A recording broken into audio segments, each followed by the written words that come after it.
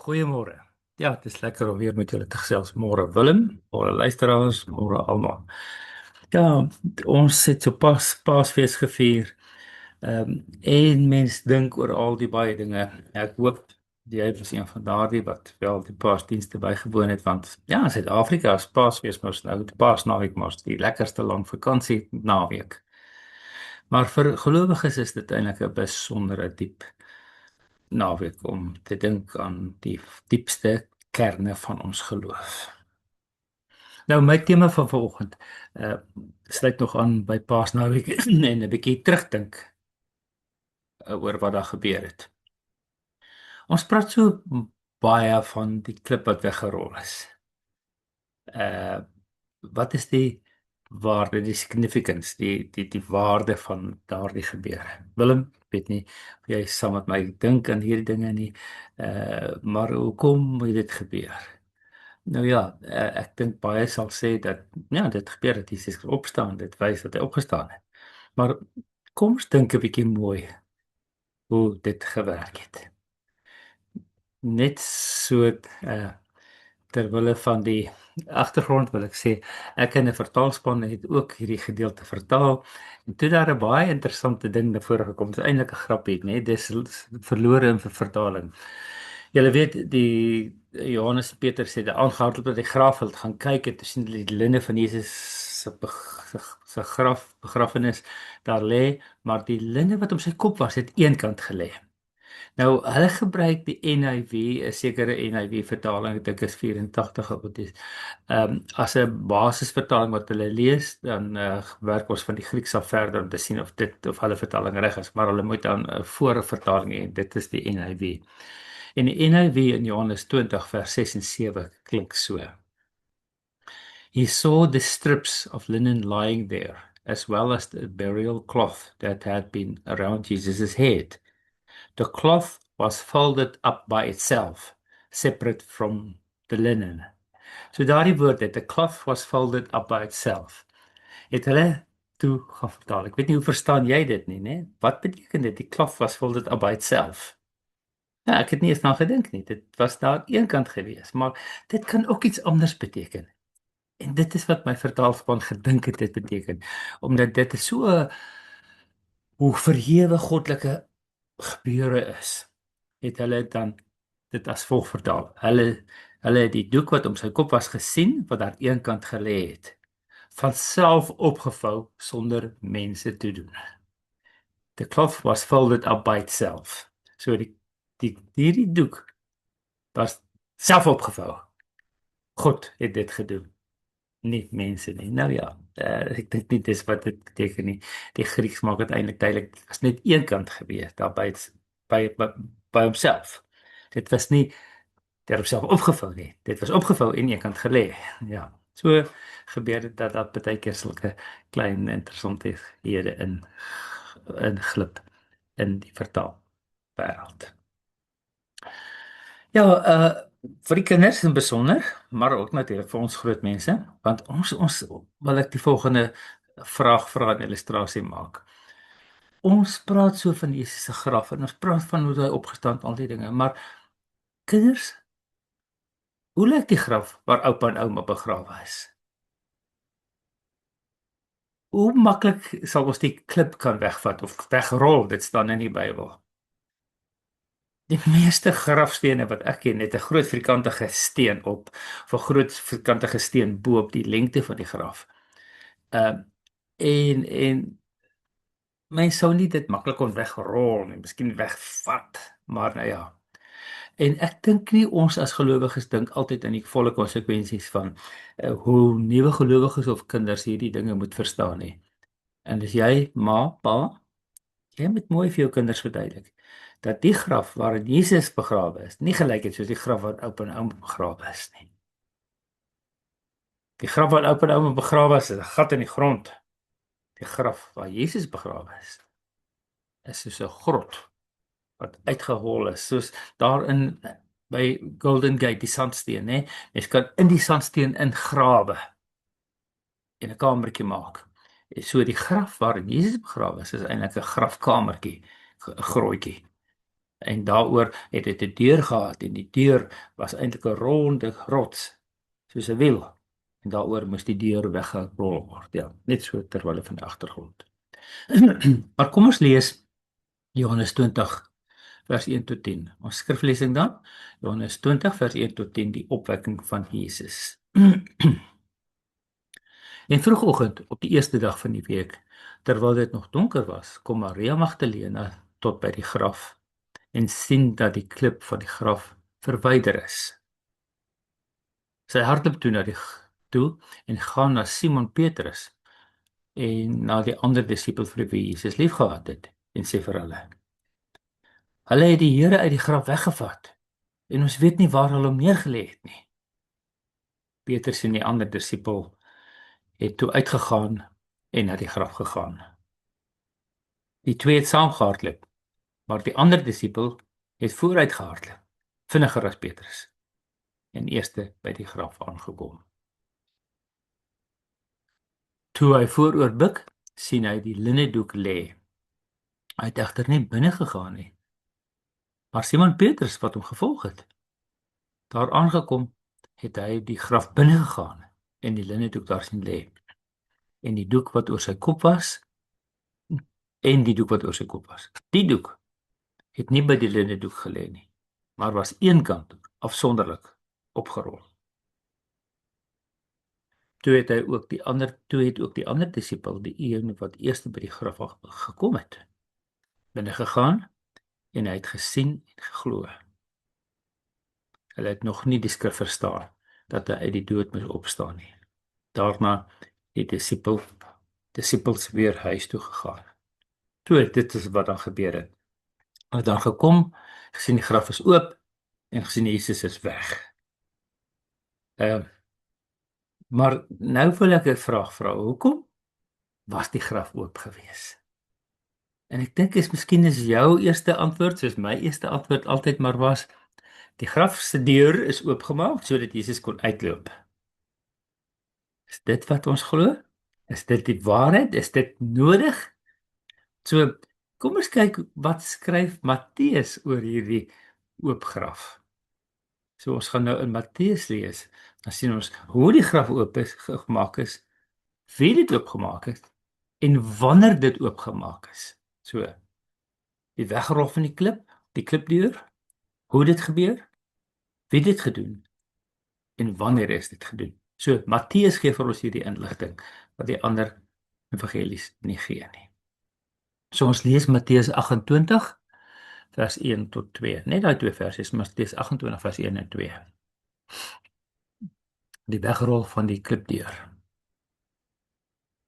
Na die Sabbat, teen dagbreek op die eerste dag van die week, het Maria Magdalena en die ander Maria gegaan om na die graf te kyk. Net so, die inligting is dieselfde. Maria en Maria Magdalena het gegaan en na die graf gaan kyk. En vers 2. Matteus 28 vers 2. Skielik was daar 'n groot aardbewing, want 'n engel van die Here het uit die hemel neergedaal, nader gegaan, die steen weggerol en daarop gaan sit. So dit verduidelik Matteus vir ons dat hulle het eintlik by die graf aangekom net die oomblik toe die graf oopgemaak is. Nou wil ek vra, was Jesus toe Maria daar aangekom het? Waar was Jesus toe Maria daar aangekom het? Was hy nog in die graf? Of was hy reeds weg? En waar het hy reeds opgestaan? Of het hy nog nie opgestaan nie? Of het hy opgestaan die oomblik toe hulle daar aankom?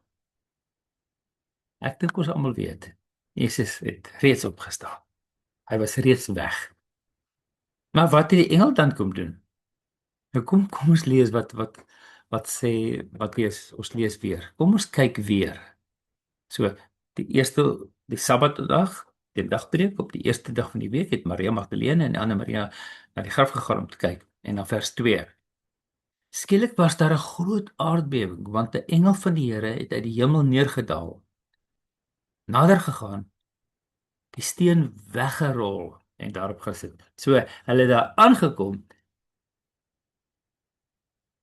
met Jesus wat al reeds opgestaan het. En toe het die engel die steen weggerol en daarop gaan sit. Nou, hoekom sou hy dit doen?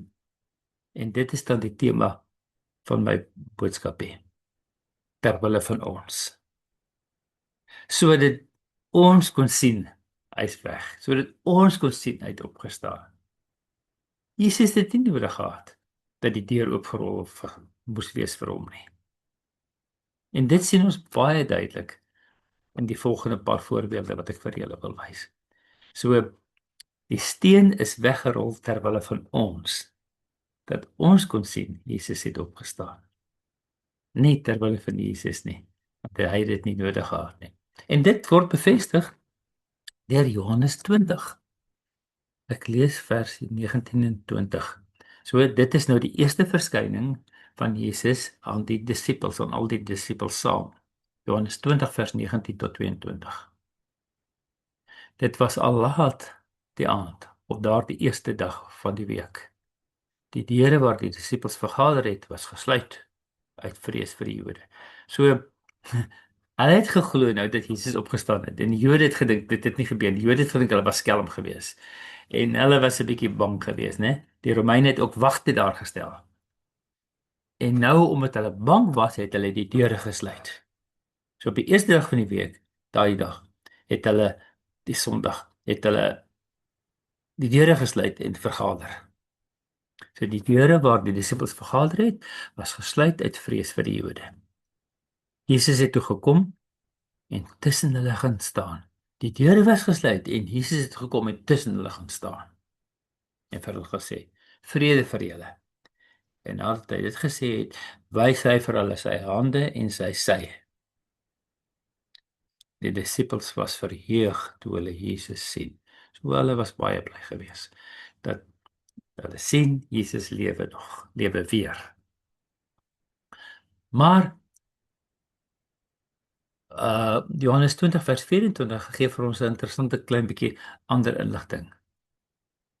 Daarso staan Matteus 20, Johannes 20 vers 24, 25. Maar Thomas, een van die 12, wat bekend gestaan het as Didimus, was nie by hulle toe Jesus gekom het nie. Die ander disippels sê toe vir hom: "Ons het die Here gesien." Maar hy het vir hulle gesê: "As ek nie die merke sien van die spykers in sy hande en my vingers steek in die spykermerke en my hand in sy sy steek nie, sal ek nooit glo nie." So Thomas het nie geglo. Dis hoekom ons hom die ongelowige Thomas noem. Thomas was nie daar nie, hy het nie vir Jesus gesien nie en hy het nie vir die ander disippels geglo nie. Maar so 'n bietjie verder in Johannes 20 vers 26 staan dat daar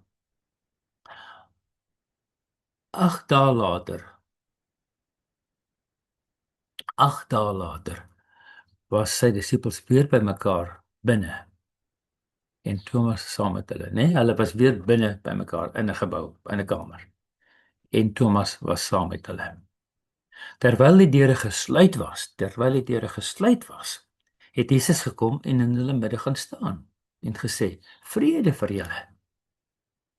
Daarna sê hy vir Thomas: "Bring jou vinger hier en kyk na my hande en bring jou hand hier en steek dit in my sy. En moenie langer ongelowig wees nie, maar gelowig." Thomas het vir hom gesê: "My Here en my God." Toe sê Jesus vir hom: "Glo jy omdat jy my gesien het? Gelukkig is hulle wat my nie gesien het nie en tog tot geloof gekom het." So wat het met hierdie twee geleenthede gebeur? Jesus het verskyn in hulle midde, ten spyte van die feit dat die deure gesluit was. So die geslote deur het Jesus nie gekeer nie. Daarom sê ek ook, die geslote graf het Jesus ook nie gekeer nie. Die graf was net oopgemaak. Die grafsteen, die steen van die deur van die graf was net weggerol gewees ter wille van ons, sodat ons as mense kon sien dat Jesus opgestaan het. So Hierdie prentjie wat ons altyd het van die klip is weggerol en Jesus het opgestaan. Ja, dis waar. Maar dit gaan nie daaroor nie. Want Jesus het in elk geval opgestaan. Maar dit is 'n bewys vir ons, terwyl van ons het Jesus die steen laat wegrol. Hoe was Jesus se liggaam na die opstanding? Nou, ons het nou reeds gesien, hy kon uit die graf uitkom sonder dat die grafsteen weggerol was. Hy kon in 'n kamer kom sonder dat die deure oopgesluit was. Maar daar's nog 'n ander interessante ding wat die skrif vir ons sê en ek dink dit is weer eens terwille van ons. Jesus eet vis na sy opstanding en dit staan in Johannes 21. Jesus sê toe vir hulle: "Bring van die visse wat julle nou gevang het." Simon Petrus het toe aan boord gegaan en die net vol groot visse op die land getrek, 153. En hoewel daar so baie was, het die net nie geskeur nie. Jesus sê toe vir hulle: "Kom eet ontbyt." Niemand van die disippels het egter gewaag om hom te vra: "Wie is u?" nie, want hulle het geweet dit is die Here. Jesus kom toe, neem die brood en gee dit vir hulle en so ook die vis. So dit is nog 'n aspek, 'n karaktereienskap van die opgestane liggaam van Jesus wat ons van leer hierso. Hy kon deur die krib deurgaan, hy kon deur die gewone deure gaan, maar hy het ook geëet. Dis baie interessant dat ons ook dit gesê word. So ek wil begin afsluit deur te sê, hoe was Jesus na die opstanding? Hoe was Jesus se liggaam? Wat was die karaktereienskappe van Jesus se liggaam na die opstanding? Die eerste belangrike ding is, die vroue het hom herken. Ja, goed, nou het hulle hom gesien, taps. En Jesus het vir Maria gesê, moenie aan my vat nie. So, wat 'n soort liggaam het hy gehad? Het hy 'n liggaam gehad waaraan mens kon vat? Kyk wat sê hy vir Thomas. Thomas, kom, vat aan my. So, ja, Jesus was herkenbaar en hy het 'n liggaam gehad waaraan gevat kon word. Meer nog, Thomas het die wonde gesien. So die skare aan Jesus se liggaam was ook sigbaar. So hy is herken, hy was tasbaar, maar hy het ook herkenbare wonde gehad wat baie interessant is. En dit laat my altyd dink en wonder en vra oor ons opgestande liggame eendag. Gaan ons ook van daardie wonde hê as jy 'n merk op jou vinger het of iets wat gesny is, gaan dit nog daar wees? Die klas van dinge. Interessante vraag. Jesus het in 'n geslote kamer verskyn. Soos die fisiese substance van Jesus se liggaam was sodat hy deur 'n deur kon gaan. So sy liggaam was geestelik maar ook fisies gewees. Jesus het geëet. So as hy net 'n geestelike liggaam gehad het, kon hy nie geëet het nie. Jesus het uit die toegraf uit opgestaan. So dit is vir my belangrik. Jesus het uit die toegraf opgestaan, maar die steen is weggerol terwyl van ons, sodat ons kon sien.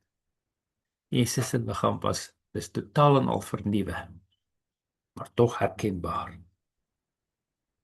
Dit is terwyl van ons wat hierdie inligting bekend gemaak word. So ek sluit af. Terwyl van ons. Terwyl van ons het Jesus gekom. Terwyl van ons het Jesus gesterf. Terwyl van ons het Jesus opgestaan. En dan belangrik, terwyl van ons is die steen weggerol. Want dit was nie nodig vir hom gewees nie. Terwyl van ons kon Thomas aan hom vat, dat ons kan sien wat sy soort liggaam hy gehad het. Terwyl van ons het hy gewys wat sy liggaam hy het na die opstanding wat hy gehad het. So Jesus het terwyl van ons al hierdie dinge gedoen. Maar die belangrikste ding vanoggend as ons dan terugdink aan die Paastyd, hierdie steen wat weggerol is. Dis nie dat Jesus uit die graf uit kon opstaan nie. Want hy het reeds opgestaan met 'n toedeur. Maar dit is terwyl van ons dat die steen weggerol is. Ek hoop jy glo, jy word versterk deur die geloof, deur die optrede van God in en deur en met Jesus om vir ons te help dat ons kan glo. Dan glo dat Jesus opgestaan het. En daaroor het hy die steen laat wegrol sodat ons kan sien Jesus het opgestaan. Hy het eintlik al lank opgestaan met 'n toegraf deur. Mag die Here jou geloof versterk as jy sien hoeveel diepte God die Vader in die lewe van Jesus ingebou het terwyl van ons. Kom ons sluit af. Mag die teenwoordige Here Jesus Christus wat nie deur mure gekeer kan word nie, ook in ons huise wees. As jy my wil kontak en hieroor wil praat of ander interessante dinge opgemerk het tydens Paasfees, kontak my gerus by 074 419 8353. Baie dankie. Dankie dat ons die skrif het met al die detail te sien wat God al terwyl van ons gedoen het. Tot 'n volgende keer. Totsiens.